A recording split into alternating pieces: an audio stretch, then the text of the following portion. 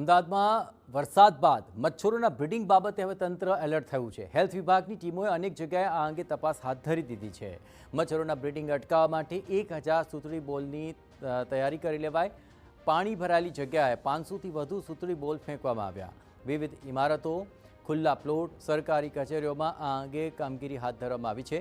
મચ્છરોના બ્રીડિંગથી રોગચાળો બેકાબૂ થતાં આ અંગે આ કાર્યવાહી હાથ ધરવામાં આવી।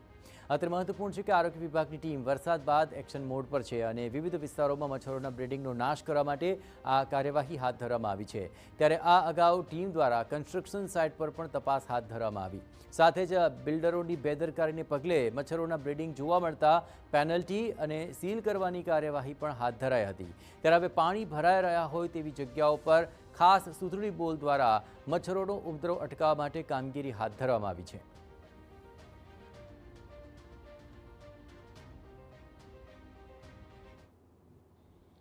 વરસાદ બંધ થયા બાદ અનેક જગ્યાઓ પર વરસાદી પાણીનો ભરાવો યથાવત રહેતો હોય છે। અનેક એવી અવાવરૂ જગ્યાઓ હોય છે કે જે જગ્યાઓ પર સરળતાથી કોઈ પણ કામગીરી કરી શકાય નહીં। મચ્છરોનું બ્રીડિંગ પુષ્કળ પ્રમાણમાં જોવા મળતું હોય છે અને આ જ કામગીરી કરવા માટે સૂતળી બોલ તૈયાર કરવામાં આવ્યા છે, જેથી કરીને સરળતાથી જે તે જગ્યાઓ પર કોઈ પણ કામગીરી કરવી હોય તો મચ્છરનું બ્રીડિંગ ન થાય તે માટેની કામગીરી કરાતી હોય છે।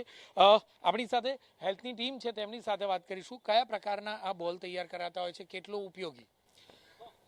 જે જગ્યાએ અમારા આરોગ્ય કર્મચારીઓ પહોંચી ન શકતા હોય, એમાં પાણી ભરાઈ રહેતું હોય, એ જગ્યાએ હવે જે બ્રીડિંગની કામગીરી છે એ બ્રીડિંગની કામગીરી મોસ્કિટો બ્રીડિંગ ન થાય એની માટે ઓવર ધ નાઇટ લાર્વિસિડલ ઓઇલની અંદર સોક કરેલા જે સૂતળીના બોલ્સ છે એને હેલ્થમાં અમે સૂતળી બોમ્બ કહીએ છીએ, તો એ નાખીને અમે ત્યાં મોસ્કિટો બ્રીડિંગ ન થાય એ માટેની કામગીરી કરતા હોઈએ છીએ।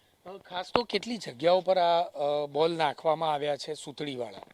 આજે ગોતા વોર્ડની અંદર 10 જગ્યાએ આવા સૂતળી બોમ્બ, જે જગ્યાએ માણસ ના જઈ શકે એવી 10 જગ્યાઓએ સૂતળી બોમ્બને છંટકાવ કરવામાં આવ્યો છે।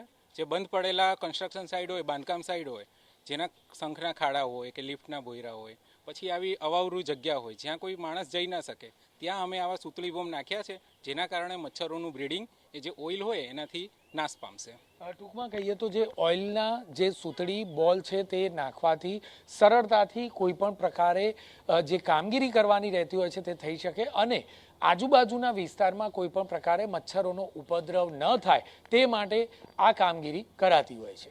કેમેરામેન નિલેશ વઘોરા સાથે જિગ્નેશ પટેલ, TV9 અમદાવાદ।